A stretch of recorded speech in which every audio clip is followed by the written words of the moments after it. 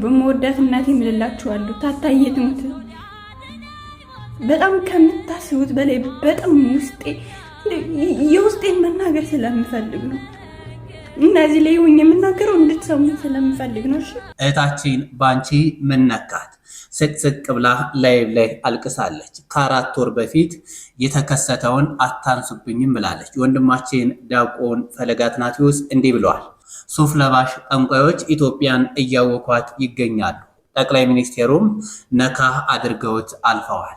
ሰባኪዎች ወይም መንፈሳዊ ሰዎች አሁን ራሳቸው እየሳቱና እየተጣመሙ መንፈሳዊ ቋንቋ አህዛቦች ወይም በዓለም ባሉ ሰዎች በሚባሉ ሰዎች እየተመከሩና ከቀጥተኛዋ እምነት ወጥቶ ወደ ጨለማ የሄደው ትዝታው ሳሙኤል ክብር ምስጋና ይግባውና ጌታችን መድኃኒታችን ኢየሱስ ክርስቶስን ዝቅ አድርጎ አማላጄ የሚል መዝሙር ዘምሯል። እነዚህንና ያስተምሩናል ያልኳቸው ቪዲዮዎች የቀርብ ያለው ሰላም እንደምን አላችሁ ውድ ኦርቶዶክሳዊ እህት ወንድሞቼ፣ ቪዲዮቹን ላይክ፣ ሰብስክራይብ፣ ሼር እያደረጋችሁ ጀምሩ። ቀጥታ ወደ ቪዲዮቹ እንሄዳለን። ብዙዎቻችሁ ታውቃላችሁ እኔ ከእስልምና እምነት እንደመጣሁኝ እና የሆነ ሰዓት ላይ በጣም ጭንቀት ውስጥ ነበርኩኝ ማለት ነው። በጣም ራሴን ሁሉ እስከ ማጥፋት ድረስ ጭንቀት ውስጥ ነበርኩኝ። ከዛ በፊት ግን ይሄን ፖስት የማደርገውን ቪዲዮ እንደው በስላሴ ይዣቸዋለሁ፣ በማርያም በመብርሃን ይዣቸዋለሁኝ፣ ቫይራል እንዲወጣ አድርጉት ማለት ነው። ምክንያቱም ብዙ ሰዎች አሉ በጭንቀት እንደዚህ ራሳቸውን ስትረስ ውስጥ ከተው ብዙ ነገር የሚያደርጉ ማለት ነው። እና ለነሱ ምናልባት ትምህርት ሊሆን ይችላል። እና እኔ በሰዓቱ ክፍሌ ውስጥ ነበርኩኝ፣ ተኝቼ ረፍቴ ነበረ፣ ስራ የለኝም ነበረ። ግን እመብርሃን ነበረች ፊት ለፊቴ የምትታየኝ ማለት ነው። አጠገቤም አለች፣ ከምተኛበት አጠገብ ማለት ነው። ስዕል አድኖቼ ከጎኔ ናቸው፣ ጸሎት ቦታዬ ከጎኔ ነው። እና ግን በቃ የመብርሃን ስዕል አድኖ ነበር በሰዓቱ የሚታየኝ። ከዛ እስኪ ቆይ ልሳለው የመብርሃንን ስዕል ብዬ መስመር ባለው ሉክ መሳል ጀመርኩና ስዕሉን ላሳያችሁ። ያውና በሰዓቱ ስዕሉን ለመሳል ሞከርኩኝ እና ጭንቀቴን ለመተው ቻልኩ ማለት ነው። እና እንደዚህ አድርጌ ሳልኳትኝ መብርሃንን እና ማርያም በጣም ነው ደስ ያለኝ ማለት በቃ ስዕሉን ስስለው ጭንቀቴን ረሳሁት። ፎከስ የማደርገው ምን ላይ ሆነ? የመብርሃን ስዕል አድኖ ላይ ሆነ ፎከስ የማደርገውና ጭንቀቴን በዛ ሰዓት ረሳሁት ማለት ነው። እና እኔን ስዕል ማስተማር የምትፈልጉ ሰዎች ኮንታክት አድርጉኝና ደረሰ። የዘንድሮውን ጥምቀት ለማክበር አባ ገዳዎች ሳይቀሩ ወደ ጎንደር እየተመሙ ይገኛሉ። ታዲያ የጎንደር እናቶችም በአማረው ቀሚሳቸው እንደዚህ ተቀብለዋቸዋል። በዓሉን ስናከብር ታዲያ በረከት እንድናገኝ ከታቦተ ሕጉ ምን ያክል መራቅ አለብን? እንዴትስ በስርዓት እናክብረው? አባቶቻችን ይህንን መልእክት አስተላልፈዋል። እንስማቸው። ጥምቀትን በጎንደር ተብሏል አይደል? አሁን ጥምቀትን በጎንደር ተብሎ ግን የጥምቀት ምንድን ነው ያለ? ጭፈራ፣ ዓለም ማቅለጥ፣ ዘፈና። ጥምቀትን በጥምቀት መላእክት ዘመሩ ይባላል እንጂ ተዘፈረ ይባላል? መደለቅ፣ ቀን ታቦት ሲያደራጁ መዋል። አሁን ደግሞ ወጣቱ ነው ዋና የቤተ ክህነት ስራ አስኪያጅ መስሎ የሚውለው። የወደደውን አባ ተሰለፍ ይላል፣ ያኛውን ይውጡጡጡ ጠቧል። ወይ መከራ ይላል። በአባታችን ቤት መኖሪያ ታሳጡን። እንደው ቆይ ድረስ እኮ መንገዱን የሚመሩት እነሱ ናቸው። ቡራኬ ነው የቀረ እንግዲህ ማለት ነው። እንደዚያ ሲያረግ ይውላል። ማታ ቢራውን ገዝቶ ወደ ሰማይን በጡጫ ምድርን በርግጫ ነው በቃ ጽድቁ። ስትፈጭ ውላ አወካች ማተላ ይባላል። ስትፈጭ ውላ አወካች ማተላ ይሏቸዋል። ይሄ ነው እንደ ስም መገኘት። ሁሉ ነገር ስለምን ልበላችሁ፣ ሁሉ ነገር ስለመረረኝ እናቴ ትሙት የምረኝ ነው። በመወዳት እናቴ ምልላችኋለሁ ታታየትሙት በጣም ከምታስቡት በላይ በጣም ውስጤ የውስጤን መናገር ስለምፈልግ ነው። እነዚህ ላይ ሆኜ የምናገረው እንድትሰሙ ስለምፈልግ ነው። እሺ ስሙኝ፣ እመቤቴን እስከ መጨረሻው ድረስ ስሙኝ። እሺ የሆነ ቪዲዮ ሸር ተደርጎልኝ ነበርና ካሁን ቀደም የሆነ ነገር ሆኜ ነበር፣ ግን በሰዓቱን የነበር የተበደልኩት። እመቤቴን በሰዓቱን የነበር የተበደልኩት። ማንም ሰው ማንም ከጠገቤ ማንም ሰው አልነበረም። ሁሉ ነበር የሸሸኝ። እናቴ ትሙት ሁሉ ነበር የሸሸኝ። ሁሉ እኔ ነበር ጥፋተኛ ያደረገኝ። ግን እኔ ዝም ነበር ያልኩት። ምንም ነገር አልተናገርኩም። ምንም ምላሽ አልሰጠሁም። ዝም ነው ያልኩት። ይሄ ጉዳይ ከተፈጠረ 4 ወር ሆኖታል። 4 ወር 5 ወር ነው 4 ወር ነው። እኔ ጉዳይ ከተፈጠረ እንደገና በድጋሚ ለምንድን ነው የምታነሱብኝ እንዴ? ለምንድን ነው? እኔ እኮ መኖር ፈልጋለሁ። እናቴ ተሞት እኔ መኖር ፈልጋለሁ እንዴ? እንደተበደልኩኝ እኮ ዝም ያልኩት እኮ መናገር በጣም ፈልጋለሁ። መድኃኒዓለም እኔ መናገር ፈልጋለሁ፣ ግን መናገር ስለማልፈልግ ዝም ያልኩት እሱ መድኃኒዓለም ስላለ ነው። ዝም ያልኩት እንጂ እኮ የተበደልኳት እኔ ነበርኩኝ። ልናገር ካልኩ እኮ የተበደልኩት እኔ ነበርኩኝ። እንደገና በድጋሚ ለምንድን ነው የኔ ስም የሚነሳው?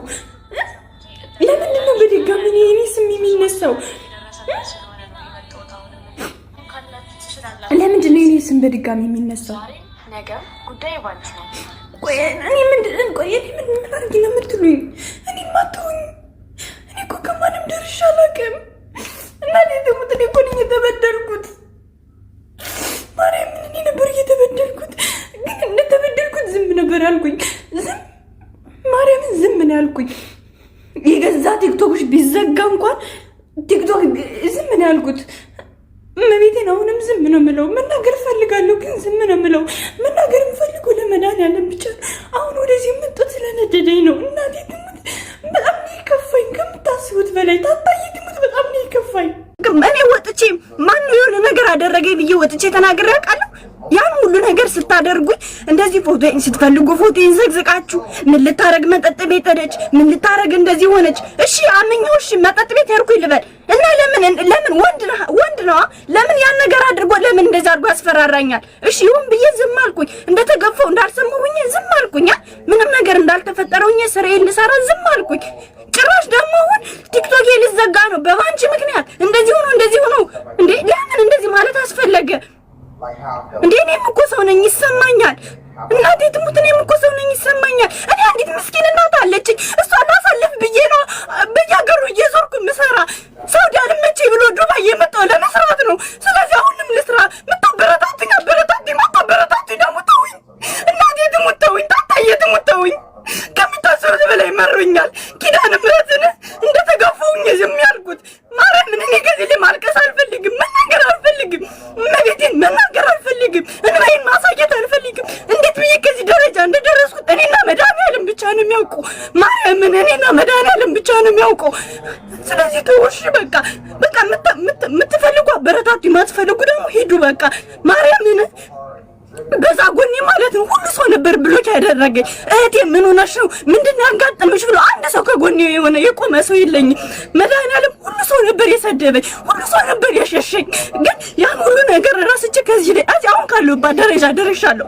አሁን ካለሁባት ማለት ነው ኪዳነ ምሕረትን እኔ እንደ ትናንትና ከፍቶኝ አያውቅም። ታጣዬ ትሙት፣ እኔ እንደ ትናንትና ከፍቶኝ አያውቅም። ይኸው በመወዳት እናቴ ምን እላችኋለሁ፣ እኔ የምኖረው ለእናቴ ነው። እሺ እና ስለዚህ እናቴ ላሳልፍላት ነው አሁን ካለሁበት ቦታ የደረስኩኝ። ሳውዲ 2 ዓመት ተሰቃይቼ መጥቼ ያን ስቃይ ያየው አልመስልም። ማስለብስ ዘንጥ ስስቅ ስጫወት ግን መድኃኒዓለም ለምን ቲክቶከር ሆንኩኝ ነው ያልኩኝ።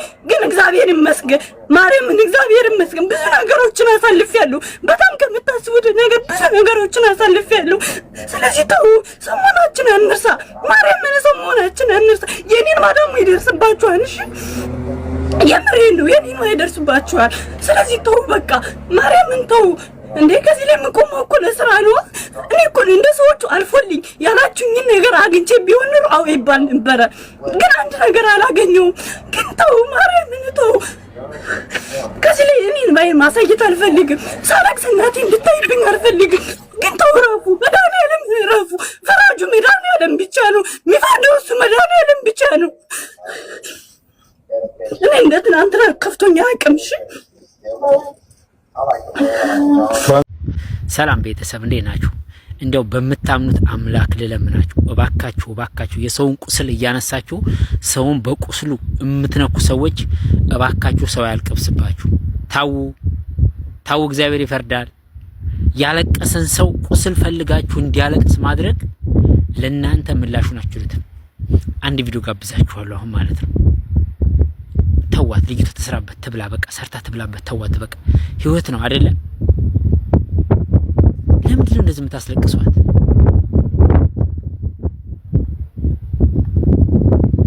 እሷ ስላለቀሰች እኛ ምን ደሰታለን?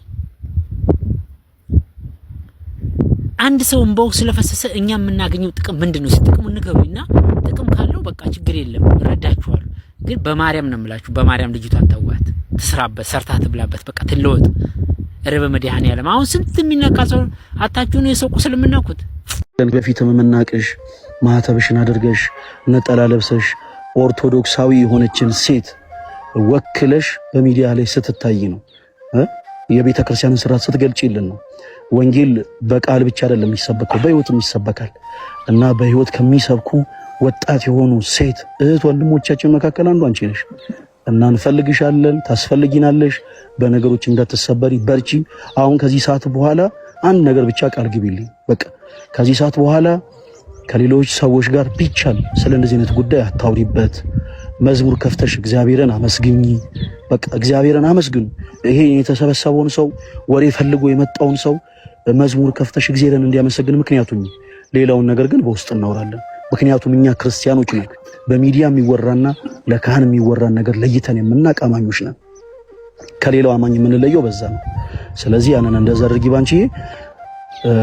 ቅድም እንዳልኩት በቃ እንዳትከፊብን፣ እንወድሻለን፣ ሁላችሁም እንወድሻለን እያላችሁ ጻፉላት። እንደኔ የምትወዷት እህታችሁ እንወድሻለን እያላችሁ ጻፉላችሁ እና ባንቺ ፈገግ በይ እንጂ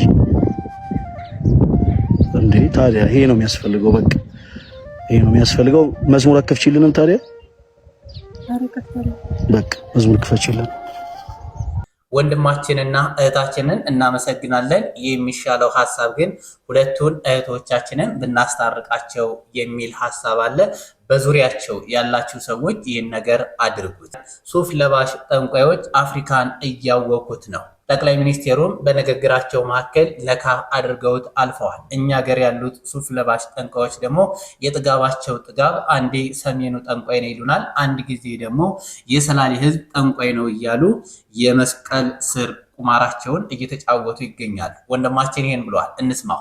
አንዴት እነሱና የሰሜኑ ሕዝብ ጠንቋይ ነው ትላላችሁ፣ አንዴት እነሱና ደግሞ የሰላሌው ሕዝብ ነው ጠንቋይ ትላላችሁ። ስለናንተ ስለ ሱፍ ለባሽ ጠንቋዮች ዝም የምንል ነው እንደ ይመስላችሁ? በፍጹም እኮ ዝም አንልም። በነገራችን ላይ ጭፍሮቻችሁ እጅግ በጣም በዙና ቪዲዮ በሰራን ቁጥር እያስወረዱብን፣ ሪፖርት እያስደረጉብን፣ ችግር ፈጣሪ አድርጋችሁ አሰረጫጫችሁብን እንጂ ስለናንተ ስለ ሱፍ ለባሽ ጠንቋዮቹ ዝም ብለን አናውቅም። አትሊስት እነዛ እንኳን ቢጠነቁሉ እግዚአብሔርን ካለማወቃቸው የተነሳ ነው። እናንተ ግን ቃሉን እናውቃለን፣ ቃሉን በልተነዋል፣ የቃሉ አስተማሪ ነን፣ የእግዚአብሔር ጸጋ ነው እንዲህ የሚያደርገን የምትሉ ነወለሎች በእግዚአብሔር ቃል ላይ እየነገዳችሁ እየሸቀጣችሁ ያላችሁ ገምቶ አዳሪዎችንም ዝም ብለናል። የትኛውም ብሔር ላይ አፋችሁን የመክፈትና አፋችሁን የማላቀቅ ሞራል የላችሁ። ስለናንተ ስለ ሱፍ ለባሽ ጠንቋዮችም ዝም ብለናል። ከዚህ በኋላ ዝም አንላችሁ። በሰላሌ ሕዝብ ጥያቄም ሆነ በሰሜኑ ሕዝብ ጥያቄ ላይ በጣም ደጋፊያቸው ነኝ። ከሀሳባችሁ ጋር አስማማለሁ። በሕግ መጠየቅ አለባቸው። ስለነሱ ጥንቆላስ ማን ተናግሩ? ሊያደል እንደኛ እየተናገርን ያለ ነው። ሌላው የወንጌላውያን ታሪክ በዓለም አንደኛ ወንጌላውያን ሲነሱ ስራ የማይወድ አይብላ አሉ። ስራ የማይወድ አይብላ ብለው ብዙ አስተማሩ፣ ዓለምን ቀየሩ። እኛ ጋር ባይደርስም ወንጌላውያን ሲጀምሩ እያረሱ ያመልካሉ፣ እየበሉ ያመሰግናሉ፣ ስብሰባ ውስጥ ይነጋገራሉ። አሁን ንግግሩ ሁሉ ቸርች ሆነ ማለት ነው። አምልኮም ቸርች ብቻ ማለት ሁሌ ላነሳው የምፈልገው ሀሳብ ነው። ያሳብ ታውቃላችሁና ፕሮቴስታንቲዝም ማለት ነው እንዴት ልበላችሁ ዓለም ላይ አውሮፓ ያረጋት በኢኮኖሚያ እዚህ ጋር እንደርስ ወሳኝ አንበሳውን ድርሻ ይወስዳል። ማርቲን ሉተር በጣም በስራ የሚያምን ሰው ነው። ኢቭን አንደኛ ዋነኛው ምክንያት ፕሮቴስታንቲዝም እንዲፈጠር የሆነበት ምክንያትም ማርቲን ሉተር ይሄ ሰንበት ይሄ መንፈሳዊ በምንኩስና ምናምን አይቀበልም ታውቃላችሁ ማርቲን ሉተር እና ይሄ በቃ በመስራት ምናምን የሚያምን አይነት ካህን ነው ማርቲን ሉተር እና አፍሪካ ሲመጣ ግን ይሄ ነገር ተቃራኒ ማለት አውሮፓን አሳድጎ በኢኮኖሚ አበልጽጎ ማለት እንዴ ልበላችሁ አውሮፓ ካፒታሊዝምን ብሎ ከወለዱ ወሳኝ ነገሮች ውስጥ ዋነኛው ተብሎ የሚጠራ ፕሮቴስታንቲዝም ነው ማለት በቃ ይሄ ወሳኝ ነገር ነው ለካፒታሊዝም መወለድ ማለት መስፋፋት። ልክ አፍሪካ ሲመጣ ተቃራኒ ማለት አፍሪካ ውስጥ ሲሆን ምን ሆነ? ህዝቡ ማደየት ጭራሽ ህዝቡ ማለት ልክ ፈጣሪ ልክ የሆነ በስራ አትሳሰሩ ጸልዩ እንዳለ ነገር በጸሎት ብቻ የሚጠባበቅ ብቻ በጸሎት ብቻ የሚተማመን ሚራክል የሚጠብቅ ልክ የሆነ ነገር እንደፈጠረ ነገር ቡክ ይዞ እንካ ምናምን የሚል ፕሌን ማለት ፓስተሮቹ ሀብት ለሀብት ፕሌን ላይ ቪኤት ላይ ምናምን ይጮታል። ይሄ ኢትዮጵያንም ነው አፍሪካ ብቻ እንዳጠቃላይ ጭምር ኢትዮጵያንም ጭምር ነው ማወራውና ፓስተሮችን እያበለጸገ ህዝቡን የሚያደይ ሆነ ጭራሽ ተቃራኒ። አውሮፓ ላይ ሲሆን ግን በተቃራኒው ህዝቡ በኢኮኖሚ ያደገበት ማለት ሃይማኖቱም ላይ ነበር አውሮፓ የነበረው ማለት በጣም ይጸልያል ምናምን አይጸልይም ምናምን ሚራክል አይጠብቅም ማለት አይደለም። ሚራክል ባይዘ እግዚአብሔር ስራ ነው ምናምን እሱን አይደለም ያልቆጨለት። ግን የአፍሪካው ላይ ሲሆን ምንድነው ሚራክል ጠባቂ በቃ አይሰራም ይተኛል። ልክ የሰማያትን ወፋት ተመልከቱ የሚለውን ጥቅስ ይጠቅስልሃል። ልክ ለሱ እንደተባለ ነገር በቃ ቡኩን ይዞ እስቲ ያስገባልኝ ፓስተር ይላል ወይ ፈጣሪ ያሉ ሰባኪዎች ወይም መንፈሳዊ ሰዎች አሁን ራሳቸው እየሳቱና እየተጣመሙ መንፈሳዊ ቋንቋ አህዛቦች ወይም በዓለም ባሉ ሰዎች በሚባሉ ሰዎች እየተመከሩና እየተገሰጹ ነው። ይገርማል። ሊመከሩ የሚገባቸው አህዛቦች ወይም ደግሞ በዓለም ያሉ ሰዎች አረ እንዲህ አይባልም እያሉ መንፈሳዊ ሰዎችን እየመከሩ ነው። የኛ ጉዳይ እምገርም እምደንቅ እኮ ነው ጎበዝ። ነቢይ ሄኖክ የተባለ ግለሰብ የሰላሌ ከተማ ነዋሪዎችን በእጅጉ ያስቆጣ ድርጊት ፈጽሟል ተብሏል። ይህ ትልቅ ነቢይ ነው፣ ትልቅ ሰባኪ ነው። ነቢዩ በጉባኤ መሃል ሰላሌን መተተኛና ጠንቋይ ሀገር ሲል መግለጹም በከፍተኛ ሁኔታ ቁጣ ቀስቅሷል። ቁጣ መቀስቀስ ብቻ ሳይሆን የክስ ፋይል እንዲከፈትበትም አስችሏል። ከሳሽ የኦሮሚያ ክልል ሰሜን ሸዋ ዞን አቃቤ ሕግ መምሪያ ነው። ነቢዩ ካለበት አሜሪካ ሆኖ የይቅርታ መልእክቱን ቢሰድም ጉዳዩ በሶሻል ሚዲያ በከፍተኛ ሁኔታ መነጋገሪያ ሆኗል። ከቀጥተኛዋ እምነት ወጥቶ ወደ ጨለማ የሄደው ትዝታው ሳሙኤል ክብር ምስጋና ይግባውና ጌታችን መድኃኒታችን ኢየሱስ ክርስቶስን ዝቅ አድርጎ አማላጄ የሚል መዝሙር ዘምሯል። አማላጄ ኢየሱስ አማላጄ ኢየሱስ አማላጄ አንተነ ወዳጄ። ይህንን ቪዲዮ ሼር አድርጉት ውዶች። ኧረ አንተ ሰውዬ አትበድ በመድኃኒዓለም ኢየሱስማ አስታርቆናል ብለን እናምናለን ኦርቶዶክሳውያን። ግን አሁንም ይለማመጣል። ኧረ ተው ትዝታው እልህ አትገባ እባክህ እግዚአብሔር ጋር ለምን የምትዋሸው ግን ደግሞ ብለህ ደግሞ ኢየሱስ አማላጅ። ኧረ እባክህ ተው፣ ኧረ ተው። ከአባቱ ከአብ የሚያንስ ደግሞ በአብ ቀኝ ተቀመጠ ብለህ ደግሞ እንደ ጉዝ ያስቀመጥከው መጥቶ ደግሞ እባክህ አባት አብ ልጄ ትዝታውን ይቅር በል የሚል ሁሌ የሚያለቅስ ሁሌ የሚለማመጥ ሁሌ የሚለምን ኢየሱስን ነው የተከተልክ ያለው። ኢየሱስ ሊያማልደኝ አይችልም። በዚህ ሰዓት አያማልደኝም፣ አይለማመጠልኝም። እሱ ፈራጅ ድንቅ አምላክ ነው እና አትሳት። እያየገደል ገባህ እኮ ሰውዬ። ወንድማችንን እናመሰግናለን። ቃሎት ያሰማልን። ውድ ኦርቶዶክሳውያን እስከ ሰዓት ድረስ አብራችሁ ስለቆያችሁ አመሰግናለሁ። በቀጣይ ቪዲዮ እስከምንገናኝ ድረስ ሰላም ቆዩ።